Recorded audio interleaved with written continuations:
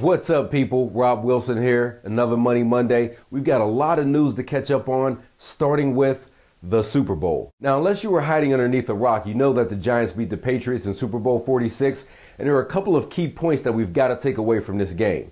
Number one, the Steelers are still the only team with 6 Super Bowl rings. That's right, I said it. Number two, it's never too late to get your act together. Let's not forget that at one point in the season, the Giants were 7-7, on the verge of missing the playoffs, maybe about to have their coach fired, when they made some changes, got on a roll, and eventually won the Super Bowl. So guys, it might be time for you to ask yourselves, what area in your life are you just 7-7?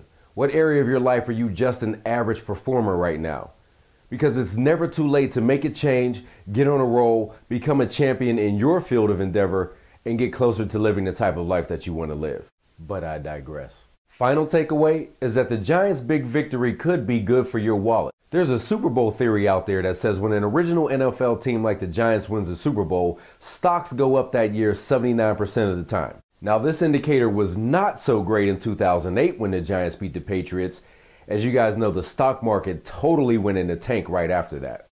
So this indicator is not necessarily something I bet my 401k on, but let's hope that the Giants' big victory is also a victory for your portfolio and the stock market. Speaking of the stock market, last week Facebook finally filed for its highly anticipated IPO.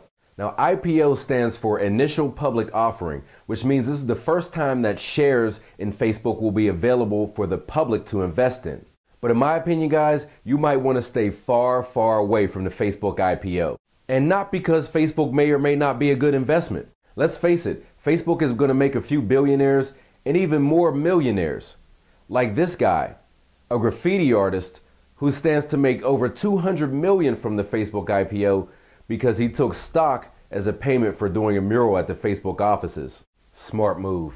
But seriously, guys, if you haven't taken a look at Facebook's revenue, profit, subscriber growth, accounting methods, do you really know that much about Facebook as an investment? This is kind of like making a bet on the Super Bowl, even though you didn't pay attention to the NFL the entire season. Sure, you might have picked the Giants and won your bet, and in this case, you might buy some shares in Facebook and they go up, but the worst thing that could happen is that you actually trick yourself into thinking that you're smart, when in actuality, you just got lucky. Next thing you know, you're making poor investments in Enron and WorldCom, and you're going to lose your shirt. That's not investing, guys. That's gambling. And if you want to gamble, I'd say take your money and go to Vegas. You probably have a lot better time with it. So if you're not really serious about investing yet, and you're just looking to make a quick buck, I'd say stay away from the Facebook IPO. But guys, if you are serious about learning how to invest, then I've got a big announcement for you. This year, I'm again running my March Money Madness Bracket Challenge. For those of you that aren't familiar, the Bracket Challenge works just like filling out a bracket for the NCAA basketball tournament. But instead of basketball teams, you'll be picking winners amongst a group of 64 stocks. The game between the stocks occurs during 1 week in the real-life stock market. Whichever stock has the highest return that week wins the game, and so on until a champion is crowned. And this year, I've raised the stakes. There is a $5 entry fee this year, but the top prize, 50% of the total entry fees.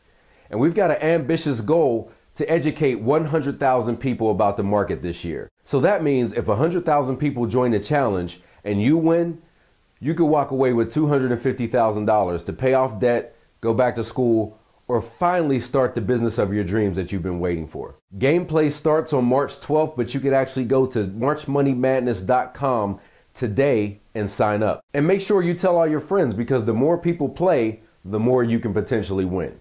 And don't worry if you don't feel super experienced with the market just yet. The goal of the challenge is to educate you.